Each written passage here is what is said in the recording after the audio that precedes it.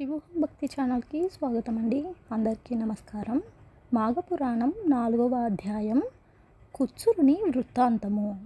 పులిముఖం గల గంధర్వుని వృత్తాంతమును దిలీపునకు వివరించిన తరువాత మాఘమాస మహత్యం గురించి వశిష్ఠుడు తిరిగి ఇట్లు చెప్పుచుండెను. పూర్వకాలమున కుత్సురుడను పేరుగల విప్రుడొకడుండెను. అతను కర్తమముని యొక్క కుమార్తెను వివాహమాడెను. కొంతకాలమునకు ఆ దంపతులకు ఒక కుమారుడు జన్మించెను. కుమారునికి 5వ ఏడు రాగానే ఉపనయనం చేసెను.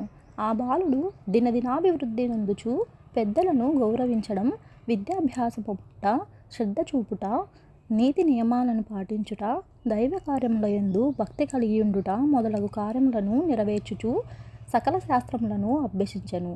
ఈ విధముగా కొంతకాలము గడిచెను. ఆ బ్రాహ్మణ బాలునకు యుక్త వయస్సు వచ్చెను. అతనికి దేశాటనకు పోవలనని కోరిక కలిగి తీర్థయాత్రలకు బయలుదేరెను. అనేక పుణ్యక్షేత్రములను దర్శించుచు సిద్ధులను సేవించుచు మాఘమాసం వచ్చినప్పటికీ కావేరీ నదీ తీరమునకు చేరుకున్నారు. ఆ పుణ్యఫలం కొలది ఈ మాఘమాసంలో నాకు కావేరీ స్నాన యోగం లభించినది, ఇది నా భాగ్యం అని ఆ విప్ర యువకుడు అనుకొని సంతృప్తి చెందెను.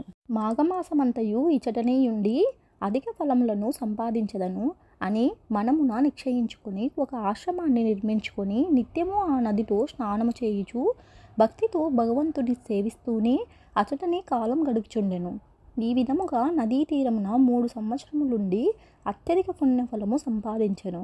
ఆ తరువాత అన్ని కోర్కెలను సంపాదించుటకు ఘోర తపమాచరించవలెనని తలంచి ఆ సమీపమందొక పర్వతముపై తపస్సు చేసుకొన సంకల్పించి తపస్సు చేయ మొదలెడెను.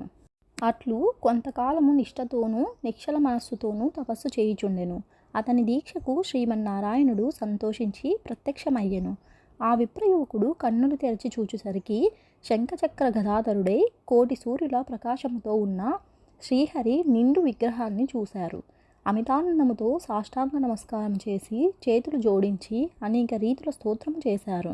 ఈ విధముగా స్తుతించిన ఆ బ్రాహ్మణ యువకుని భక్తిభావమునకు శ్రీహరి సంతసమంది అతనిని ఆశీర్వదించి ఇట్లు పలికెను.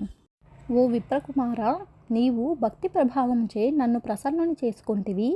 అది ఎటులనగా నీవు ఇడవకుండా అనేక పర్యాయములు మాఘమాసంలో నదీ స్నానము చేసి తపశ్శాలురు కూడా పొందని మాఘమాస పుణ్యఫలమును సంపాదించితివి. అందుచేతనే నీపై నాకు గాఢానురాగం కలిగినది. కావున నీకేం కావలేనో కోరుకొనుము, నీ అభీష్టము నెరవేర్చెదను అని శ్రీమన్నారాయణుడు పలికెను. శ్రీహరి పలికిన పలుకులకు ఆ బ్రాహ్మణుడు తన్మయుడై, ప్రభు, జగద్రక్షక, సర్వాంతర్యామి, ఆపద్బాంధవ, నారాయణ, ఆ దివ్య దర్శనము వలన నా జన్మ తరించినది. నిన్ను చూచినది మొదలు నేను ఏ విధమైన సుఖాలు కోరుటకు నాకు మనస్సు అంగీకరించలేదు. మనుజుడు ఏ మహాభాగ్యము కొరకు జీవితాంతము వరకు దీక్ష వహించునో అట్టి మహద్భాగ్యము నాకిప్పుడు కలుగగా మరొక కోరిక కోరగలనా? నాకింకేమీ అవసరం లేదు.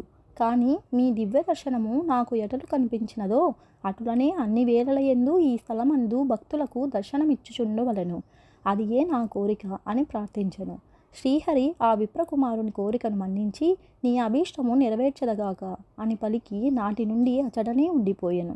కొంతకాలమునకు తల్లిదండ్రులకు చూచుటకై తన గ్రామమునకు వెళ్ళెను. చాలా దినములకు కుమారుడు వచ్చెనని వృద్ధులై ఉన్న తల్లిదండ్రులు మిక్కిలి సంతోషించి కుశల ప్రశ్నలు అడిగిరి. మాఘపురాణం 4వ అధ్యాయం సంపూర్ణం. మరొక వీడియోలో మాఘపురాణం 5వ అధ్యాయం గురించి తెలుసుకుందామండి. సెలవు మరి. స్వస్తి.